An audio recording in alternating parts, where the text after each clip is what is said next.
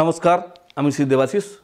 আমার YouTube channel আপনার প্রত্যেককে স্বাগত। আপনারা ভাবেন শ্রী দেবাশিস রোজ কিছু না কিছু বলে, অনেকে দেখবেন আমার এই প্রোগ্রামটা না স্ক্রল করে বেরিয়ে যায় না, কারণ এই প্রোগ্রামটা তো আপনাদের জন্য। আপনারা স্ক্রল করে বেরিয়ে গেলে মানে আপনাদের লস।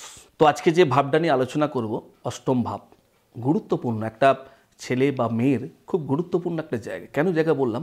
শ্বশুরবাড়ি। কারণ একটা ছেলে ধরুন তার বিবাহের পর তার শ্বশুরবাড়ি ধরুন কোনো সম্মান নেই, ধরুন শ্বশুরবাড়ি থেকে অনেকে কিন্তু খারাপ ভাববেন না, অনেকে শ্বশুরবাড়ি থেকে তার মেয়েকে এমন প্ররোচনা দেয় সংসারটা তার ভেঙে যায়। হচ্ছে তো, আপনারা নিশ্চয়ই জানেন। আবার এরমও তো হয়, একটা মেয়ে তার মা বাবা আত্মীয় স্বজন সব কিছু ছেড়ে, তার জীবনের সব কিছু ছেড়ে একটা নতুন জায়গায় নতুন সংসারে এসছে, যাতে প্রত্যেককে নিয়ে ভালো থাকে। মেয়েটা কিন্তু সত্যিই ভালো, কিন্তু দেখা যাচ্ছে তার শ্বশুর শাশুড়ি এত বদমাস। স্বামী কিন্তু ভালো, কিন্তু সে সংসার করতে পারছে না। তাকে হয়তো দুদিন ছাড়া ছাড়া বাপের বাড়ি গিয়ে থাকতে হচ্ছে।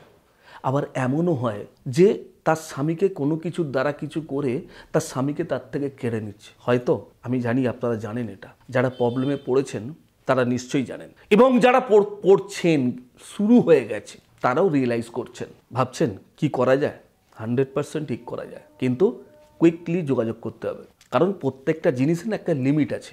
কারণ দেখুন, আমি যে কাজ করি, আমি যেটা হয় সেটা কিন্তু করি, যেটা হয় না আমি মুখের উপর বলে দিই আমার দ্বারা হবে না। কারণ প্রত্যেকের টাকার একটা দাম আছে, আপনার কষ্টের টাকা। এই কষ্টের টাকাটা আপনি আমাকে কেন দেবেন?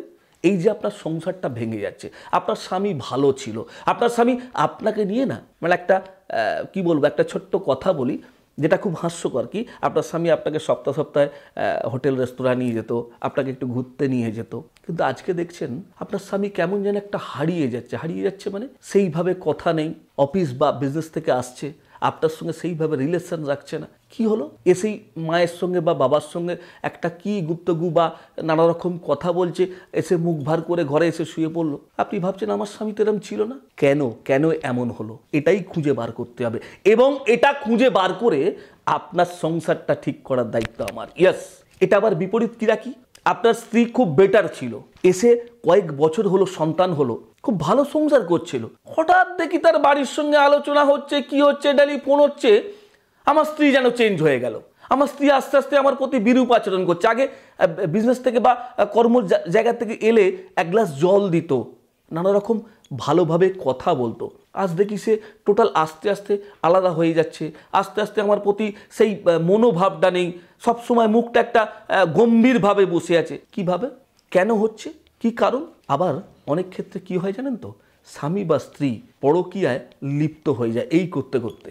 এটা অবশ্যই অন্য গ্রহের প্রভাব রয়েছে, সেটা ডিটেলস আলোচনা করব। কিন্তু আপনি কি আপনার সংসারটা ঠিক করবেন না?